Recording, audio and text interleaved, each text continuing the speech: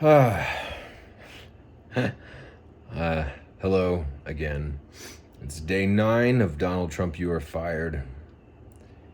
I am not wearing a shirt tonight because it's like a heat wave swiffering the nation. And I got a lot of sun yesterday, and I am covered in like aloe vera and sorts of post sun lotion. I've been working on a submission to a poetry competition tonight, so I'm just gonna make this real quick. I hope you watched or will watch the YouTube video I filmed yesterday, day 8. It was so cool with the fireworks going off like that, man. Um, yeah, it's gonna be okay, guys. Really, it really is. I think that if we just start to trust in our minds, I had a teacher in college who used to say energy follows thought. We can put human beings in a room with a so-called random number generating computer and have them all think of the same number, and it will affect the outcome. That's wild. That means that that even though it's as ethereal as any idea, our thoughts do have a measurable impact on reality. So let's stop thinking that the world is ending. Like I've said, or I've written, at least in the description for this video I did yesterday, the end of the world as we know it is just the end of the age of corruption and seeming like the bad people are rolling in cash while good people are just barely getting by. That is what is ending. I put in there last night, I think in the description, that awesome REM song. If you haven't heard it in a while or haven't heard it, The End of the World as We Know It. I think that's what it's called. Yeah. And I feel fine. I feel fine. I mean, I'm sunburned, but it's okay. Yeah. I think tomorrow when I have a little bit more time, I'm going to cut that video last night into a reel. I think I can, all the fireworks happened in just under 3 minutes. It's really cool. So I'll trim that into a reel. So if you haven't seen it, you can just see that highlight. But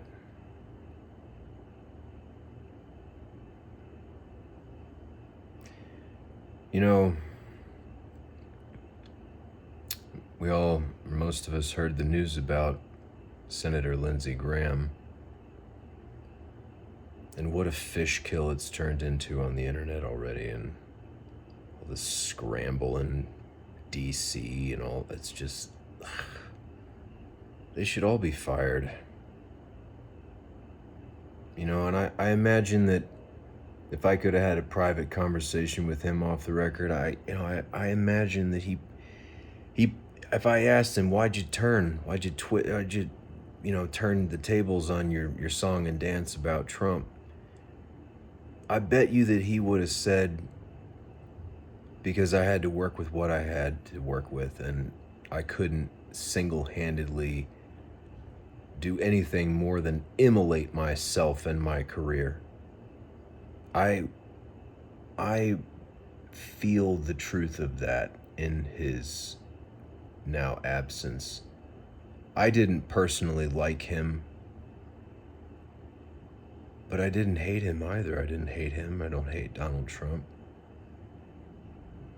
And my thoughts are with his family today and his loved ones. He's still a human being, guys. And he still was doing his best. We don't know all the details. And who are we to say, you know?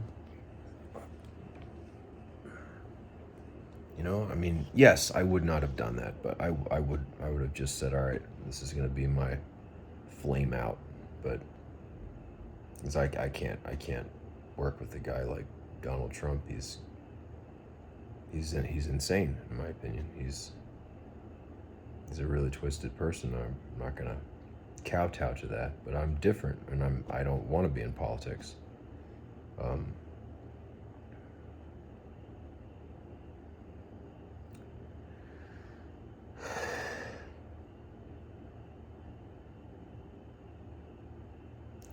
but it is interesting to see what I've been seeing. At least my personal algorithms are dredging up all this talk of legacy, and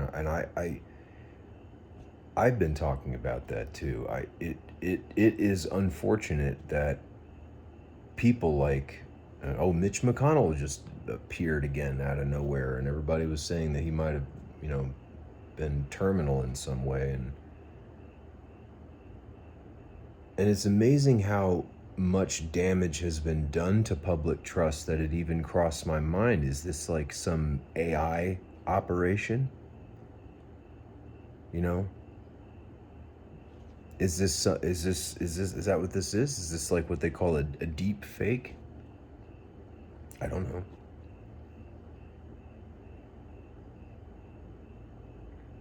But it is all connected, and I maintain that the appropriate response to people like this is pity. In my opinion, there is no brighter future in which they are not examples in future classroom textbooks in our reforming education system, here's hoping soon, of how not to do the life thing in this modern age.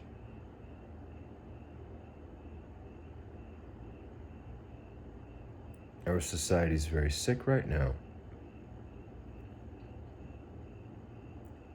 I don't think it's going to heal until some people have to be held accountable. I hold people accountable under the law. When a certain line is crossed, usually a point of honor with me. My favorite line in all of Shakespeare's canon is in Hamlet's last soliloquy, the one that starts off, "How all occasions do inform against me and spur my dull revenge." He ends up saying, "Rightly to be great is not to stir without great argument, but greatly to find quarrel in a straw when honor is at the stake."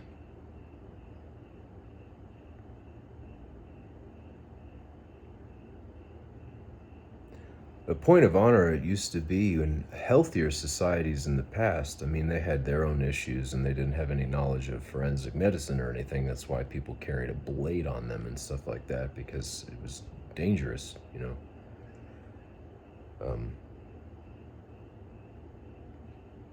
But they were in some ways healthier because they understood that society could not function without honor and integrity in everyday life and in polite society, what was called back then. And if you insulted a gentleman, my understanding is, as a student of classical literature, especially Shakespeare, that you'd show up at court the next time in front of the king and or the queen,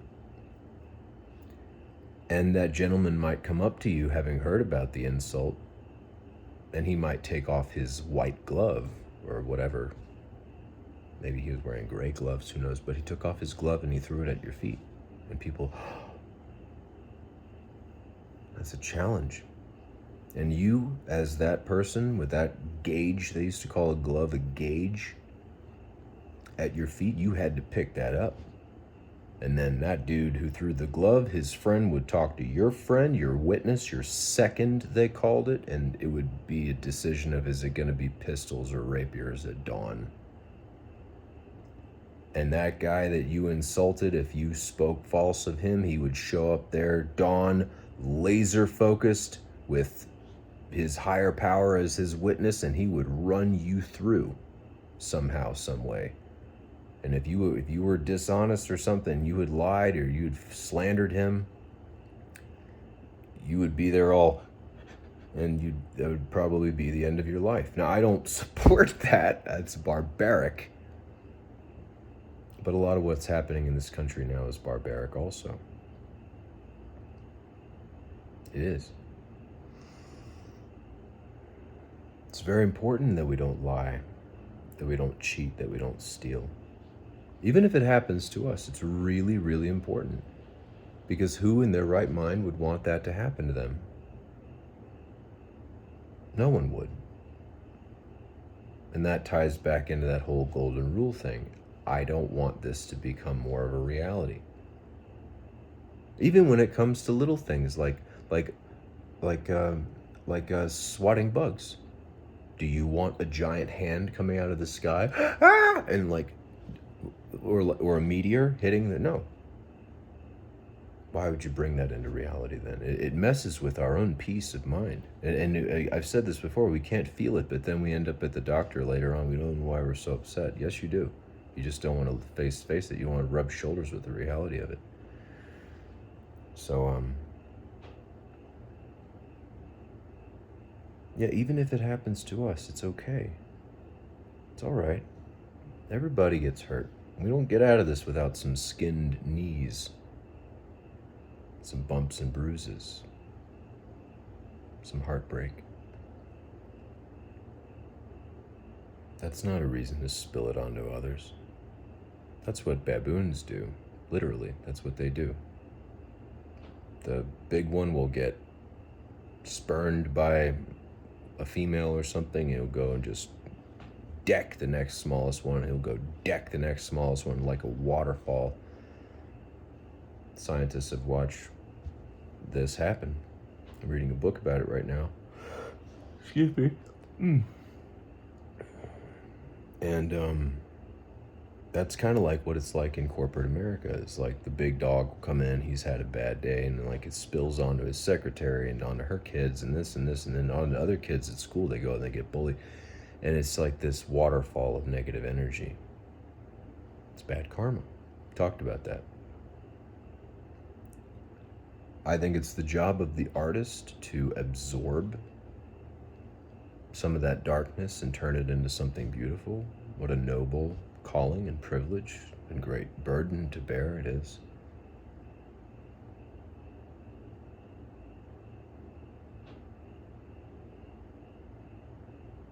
Anyway, I gotta go because it's gonna be midnight soon, and I gotta get this posted and do the one on Instagram. But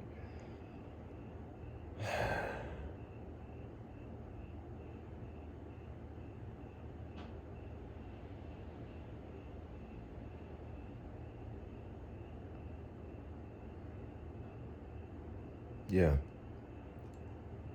start to trust it if you can. Trust it in your mind that it's shifting. Even now, it's shifting more subtly than we can tell.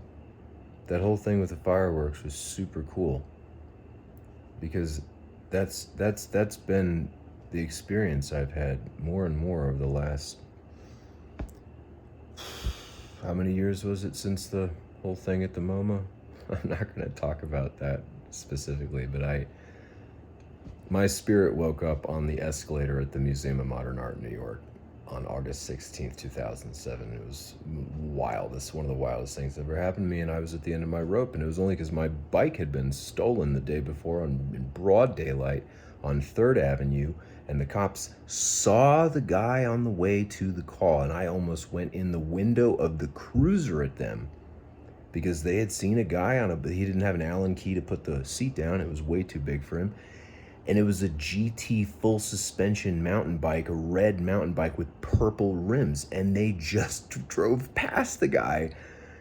And they were talking to them. They were like, oh yeah, I think we saw it.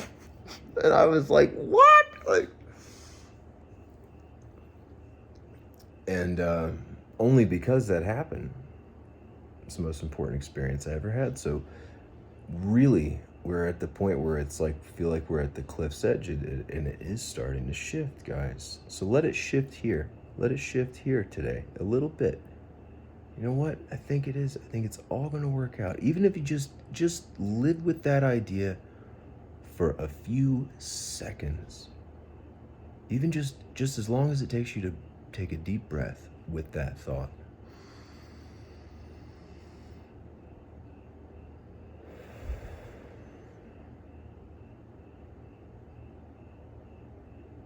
Nothing is out of place. Nothing is wrong with this moment. There's so much that seems like it's wrong with the world, but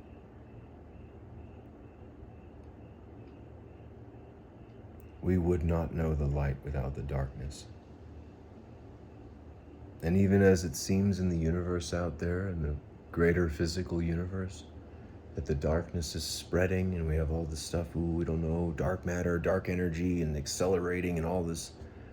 And what about if it all just dies, this heat death theory and all this blah blah blah blah blah blah blah blah blah blah. It's billions of years from now. It's not our business to worry about that. I mean, some scientist's business maybe, but the light is concentrating. We are seeing brighter and brighter and brighter things, brighter objects, and even more distant galaxies, and galaxies that and objects and supermassive objects that shouldn't even exist. They're so old. They don't even know how some galaxies existed so soon after the big, I call it the big bloom. I don't call it the big bang. Bang sounds like a destructive explosion, like a gunshot. It was much more like the explosion of a flower opening. If you fast forwarded a flower blossom blooming, it would look like an explosion. That's much more like what it was. So the big bloom,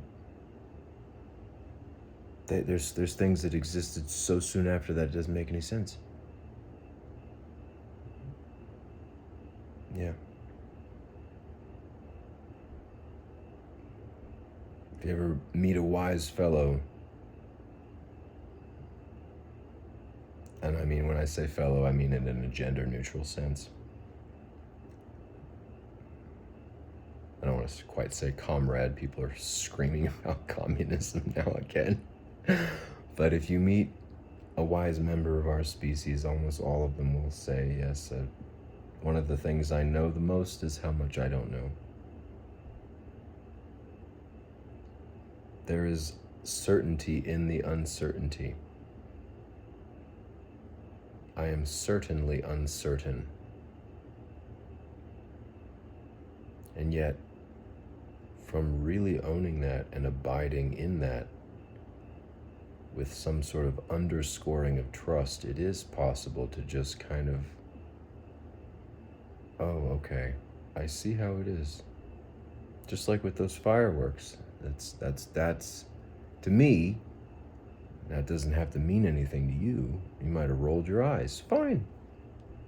A very famous writer named Khalil Gibran wrote a very beautiful book called The Prophet in the 20th century. I've heard it was the most printed book in the 20th century other than the Bible, than the King James Bible. Wonderful book. Pan-theological, internationally applicable spiritual book. It's non-sectarian. It's not tied to any religious culture, so it's a very wonderful thing to read. But he wrote, "The vision of one man lends its wings to no other." I can't expect anything that's been significant for me to be equally or have any significance for you, just like things you've seen that might have been impactful for you on your journey may not be much more than, oh yeah, I see that, that's pretty cool to me. That firework thing, that I've had so many experiences like that. I think the more we move away from escapism, from mind-altering substances, I mean, it doesn't really matter too much. It's not really, I guess I wasn't planning on saying this, but I decided I don't usually engage with things like that. It doesn't mix with meditation practice at all. But as someone yesterday, people gave to me yesterday a lot. Someone gave me a bottle of wine, a white wine. It's in the fridge. But I'm not going to touch it until this is over. I'm going to give 100 days to my country. 100 days. Not going to touch anything other than caffeine.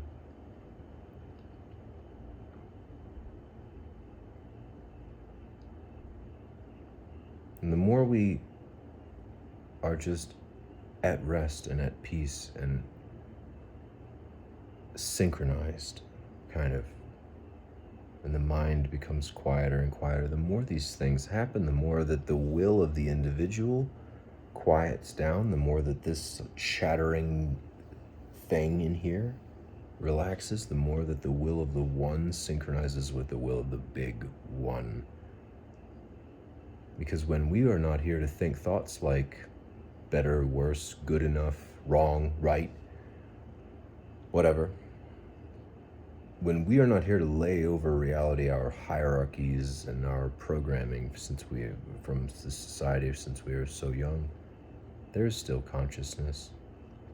And that becomes very clear when a person spends enough time meditating in some way, doing yoga, something that quiets the mind. It becomes very clear that thinking is not required to survive. Thinking from moment to moment is not required to survive. Anyway, I could go on. I'm gonna miss the midnight here, so I gotta get going. But may you all experience peace today, peace and harmony. If you feel alone, isolated, and helpless or listless, or like today was a tough day for you and your hope, I am with you.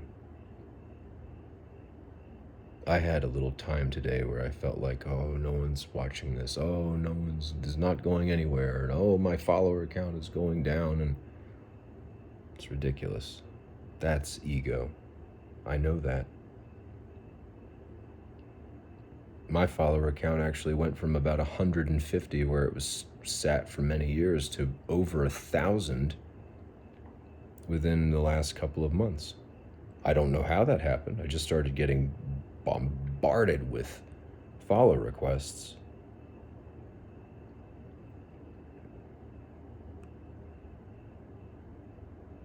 So I don't need to worry either. Good night. Rest easy, fellow warriors of one sort or other. I'll see you again tomorrow for day 10. Tomorrow we're 10% of the way through this. Woo!